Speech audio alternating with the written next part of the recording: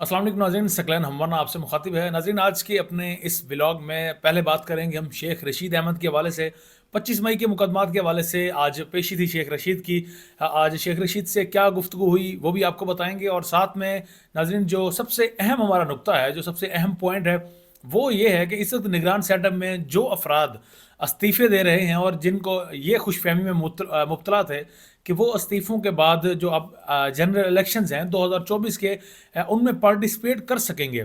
तो उनके लिए नाज़रीन आइन में एक ऐसी शिक मौजूद है जिसकी वजह से इन तमाम अफराद जिन्होंने इस्तीफ़े देकर इलेक्शंस लड़ना थे, इन तमाम का प्रोग्राम इस वक्त बढ़ चुका है। ये अल्फाज मैं शेर अफजल मरवत का इसलिए कोट कर रहा हूँ क्योंकि ये इस वक्त जो सिचुएशन इन अफराद के लिए बन चुकी है इंतहाई गंभीर है, और इस हवाले से आइन क्या कहता है ये भी नाज़रीन आपको बताएंगे।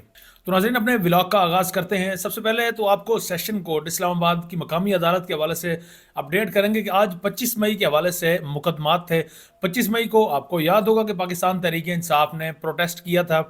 पाकिस्तान तहरीक इंसाफ एक लॉन्ग मार्च लेकर आई थी इस्लामाबाद में, डी चौक तक वो लॉन्ग मार्च पहुंचा था, और उसके बाद इमरान खान KPK से इमरान खान भी यहाँ पर पहुंचे, और तकरीबन सुबह के वक्त इमरान खान ने उस लॉन्ग मार्च को मनसूख किया क्योंकि उन्होंने कहा कि मुझे कुछ ख़तरात की बू आ रही है। इसी वजह से वो लॉन्ग मार्च उसके बाद मनसूख हुआ, और तमाम लोग PTI के जो लोग लॉन्ग मार्च में शिरकत के लिए आए थे वो तमाम के तमाम अपने घरों को वापस रवाना हो चुके थे। तो उसके बाद नाज़रीन मुकदमात बनाए गए पाकिस्तान तहरीक इंसाफ की लीडरशिप पर, उनके सपोर्टर्स पर 25 मई के हवाले से कि एक तो उन्होंने दफ़ा 144 की खिलाफ वर्जी की, उन्होंने अमन अमा में नुक्स पैदा करने की कोशिश की, और इस तरह के मुकदमात इन पर तोड़ फोड़ के भी मुकदमात बनाए गए। ये भी कहा गया कि वहाँ पर कुछ दरख्त थे जिनको जलाया गया पाकिस्तान तहरीक इंसाफ की जानिब से, उनके सपोर्टर्स की जानिब से। तो इस हवाले से मुकदमात बनाए गए थे जो इस वक्त इस्लामाबाद की मकामी अदालत में ज़ेर इल्तवा हैं, जो इस वक्त चल रहे हैं, जिनकी समातें हो रही हैं। अब उन मुकदमात में सबसे पहले तो आपको मैं बताऊंगा कि मुलजमान कौन कौन से हैं। पहला मुलजिम जिसको उसमें ऐड किया गया शेख रशीद अहमद का नाम डाला गया। उसके बाद नाज़रीन फ़याज़ुल हसन चौहान का नाम डाला गया। सदाकत अली अब्बासी का नाम उसमें शामिल है। अली नवाज़ अमान का नाम उसमें शामिल है। असद उमर का नाम शामिल है। असद कैसर, शहरियार अफरीदी और इमरान खान, इन सब के नाम उस FIR में शामिल हैं 25 मई के हवाले से। अब काफ़ी सारे मैं आपको ऐसे नाम भी बता चुका हूं जो या तो सियासत से किनारा कशी इख्तियार कर चुके हैं या फिर इस वक्त दूसरी जमातों का रुख कर चुके हैं, जिनमें सर फहरिस्त हैं फ़याज़ुल हसन चौहान और अली नवाज़ अमान। तो इन दो का नाम भी इस FIR में शामिल है। लेकिन एक कुलिया जिस तरह से हमारी अदालत ने, इस्लामाबाद हाई कोर्ट के एक जज ने बताया था कि जनाब आप प्रेस कॉन्फ्रेंस क्यों नहीं कर लेते, जब असद कैसर को कहा गया था आप प्रेस कॉन्फ्रेंस कर लें, उसके बाद ये गिरफ्तारियां वगैरह ये सब ख़त्म हो जाएंगी। तो उसी पर ही अमल पैरा होते हुए हमें नज़र आ रहे हैं कि जितने भी मुलजमान थे जो PTI को छोड़ चुके हैं कम अज़ कम, या सियासत से भी किनारा कशी इख्तियार कर चुके हैं, फिर चाहे वो असद उमर हों, फ़याज़ुल हसन चौहान, सदाकत अली अब्बासी, अली नवाज़ अमान, ये तमाम नाम जितने भी हैं, इन तमाम नामों को छूट मिल चुकी है। आज भी इस हवाले से शेख रशीद अहमद जो 8 बजे से ही कोर्ट में मौजूद थे, उनके साथ आज यहाँ पर दीगर भी सेनेटर्स भी कुछ सेनेटर सैफुल्लाह नियाज़ी वो भी यहाँ पर मौजूद थे। जबकि जो दूसरे मुलजमान हैं उनकी यहाँ पर पेशी अभी तक उनको सेशन कोर्ट की इस अदालत यानी यासिर महमूद की कोर्ट में पेश होते हुए नहीं देखा गया। और असद उमर के हवाले से आपको ये भी बताते चलें कि साइफर केस जिसका अब तो जिक्र करना भी हमारे लिए जुर्म बन चुका है, और हमें भी अब सीक्रेट एक्ट के तहत मुकदमा हमारे ऊपर भी बनाया जा सकता है। PTA को भी हिदायत जारी की गई हैं, पेमरा को भी कर दी गई हैं। तो उसका नाम साइफर के मुकदमे में भी शामिल था, लेकिन चूंकि उन्होंने सियासत से किनारा कशी इख्तियार कर ली, उन्होंने इमरान खान का साथ छोड़ दिया, तो इस वजह से असद उमर को भी रिलैक्सेशन मिल गई, ना सिर्फ साइफर के केस में बल्कि 9 मई के केस की बात करें, 25 मई के केसेस की बात करें, इन तमाम मुकदमात से अब असद उमर जो है वो बरी आप कह सकते हैं कि हो चुके हैं। उनकी अब इस तरह से पकड़ धकड़ नहीं होगी। हाँ, अगर कोई इस वक्त भी जिस तरह से इमरान खान के खिलाफ बोलना हो, किसी पार्टी की और ज्वाइनिंग हो और वो सही पार्टिसिपेट ना कर रहा हो, तो फिर उसके खिलाफ कार्रवाइयाँ बढ़ती रहेंगी, जिस तरह से फवाद चौधरी को आजकल जगह जगह नाज़रीन फिराया जा रहा है। अब ज़रा अहम बढ़ते हैं मामले की जानिब, और वो ये है कि निगरान सेटअप, पहले ही इस पर काफ़ी सवालात उठते रहे। इवन के पंजाब के जो वज़ीर आला मोहसिन नकवी है, आसिफ अली जरदारी कहते रहे हैं कि ये मोहसिन नकवी उनका बच्चा है, और वो भी उन्हें वालिद का दर्जा देते रहे हैं। इसी तरह से बात करें हम नून लीग की, नून लीग भी ऑन करती रही है। निगरान सेटअप में इस वक्त जितने भी तकरीबन अफराद मौजूद हैं वो तमाम या तो इनके अपनी कैबिनेट के मेंबर्स आप कह सकते हैं, या इन सब की तरफदारियां जो है इन दो जमातों में से किसी के साथ हैं।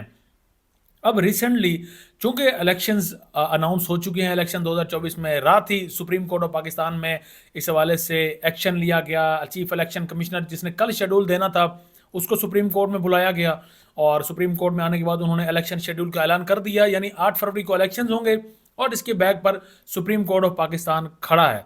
तो सुप्रीम कोर्ट की जानब से वाज़ेह अहकामात तो अब इलेक्शंस के नाज़रीन आ चुके हैं। अब जो ही ये शेड्यूल का ऐलान हुआ तो उस वक्त जितने भी ये निगरान सेटअप में अफराद जो अब तक वजारतें इंजॉय कर रहे थे, उन्होंने इस्तीफ़े देना शुरू कर दिए हैं। सबसे पहले वज़ीर दाखिला सरफराज बुगटी, उन्होंने इस्तीफ़ा दिया, उसके साथ उनके मुशीर एक हैं, उन्होंने इस्तीफ़ा दिया।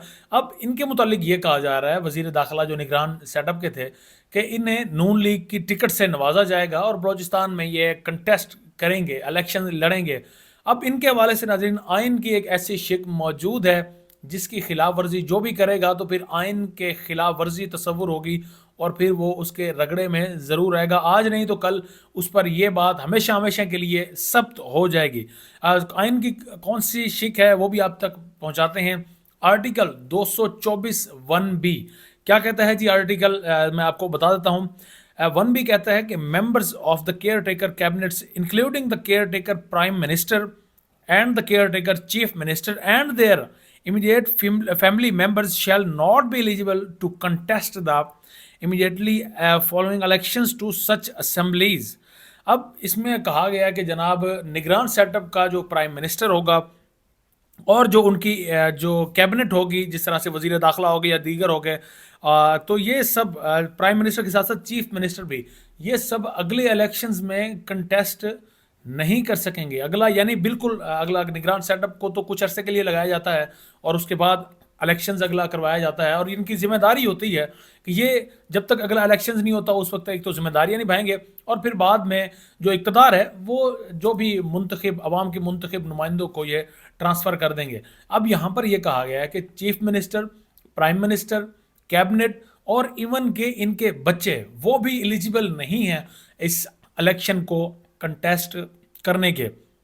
उसकी एक रीज़न है क्योंकि निगरान सेटअप यहाँ पर जब बैठा हो, निगरान सेटअप इंजॉय तो इन्होंने ऑटोमेटिकली इक़्तिदार को करना ही करना है, तो ये भी हो सकता है कि अपने बच्चों को नवाजना शुरू कर दें, अपने हलकों में तरक्याती काम फंड्स वगैरह वहाँ पर लगाना शुरू कर दें। गो फंड्स वगैरह इस तरह से नए मनसूबों का इजरा नहीं कर सकते, लेकिन इस निगरान सेटअप में ये भी सब कुछ किया गया है। तो ये फंड्स का वहाँ पर इजरा करा के काम करवा कर लोगों को अपने करीब कर सकते हैं, खुद नहीं तो अपने बच्चों को भी इलेक्शन वहाँ से कंटेस्ट करवा सकते थे। तो इस हवाले से भी आइन की आर्टिकल 224 की 1B की शिक मौजूद है कि जनाब नहीं, ना तो आप ना ही आपके बच्चे इलेक्शन को कंटेस्ट कर सकेंगे। अब जो ये इस्तीफे दे रहे हैं तो उनका, जिस तरह से मैंने स्टार्ट में बोला था कि प्रोग्राम उनका बढ़ गया, यानी कि अब वो इलेक्शन कंटेस्ट नहीं कर सकेंगे। उन्होंने तो सोचा था कि शायद ईजिली वो लोगों को बेवकूफ़ बनाकर वो दोबारा से इलेक्शन में पहुंच जाएंगे, इलेक्शन लड़ेंगे, दोबारा से 5 साल के लिए इक़्तिदार को इंजॉय करेंगे, क्योंकि अब जिन जिन को उन्होंने सहूलतकारी की है तो बाद में वो उनसे ना सिर्फ टिकट लेंगे बल्कि उनसे वजारत भी तलब करेंगे, उनसे वजारत भी लेंगे। तो यही इनका मंसूबा था जो इस वक्त ना सिर्फ बेनकाब हो चुका है बल्कि जनाब ये अब इलेक्शंस की दौड़ से ही बाहर हो चुके हैं। अब अगर यहाँ पर सरफराज बुगटी या कोई भी जिसने निगरान सेटअप को इंजॉय किया और उसके बाद वो आकर इलेक्शन कंटेस्ट करता है तो उसके सीधा सीधा आइन की खिलाफ वर्जी का जो मुकदमा है वो भी उस पर हो सकता है। आर्टिकल 6 उस शख्स पर लग सकता है, और आर्टिकल 6 क्या है? ये आपको मौत के फांसी के फंदे तक पहुंचाने के लिए काफ़ी रहता है। तो मेरे ख्याल में अब कम से कम इस आइन की शिक के बाद कोई इस तरह की खिलाफ वर्जी नहीं करना चाहेगा, आइन की कोई नहीं चाहेगा कि वो इलेक्शन कंटेस्ट करें। लेकिन नाज़रीन जिस तरह से पहले किया गया 90 रोज़ के अंदर इलेक्शंस, वो भी आइन में लिखा था, उसको भी नहीं माना गया।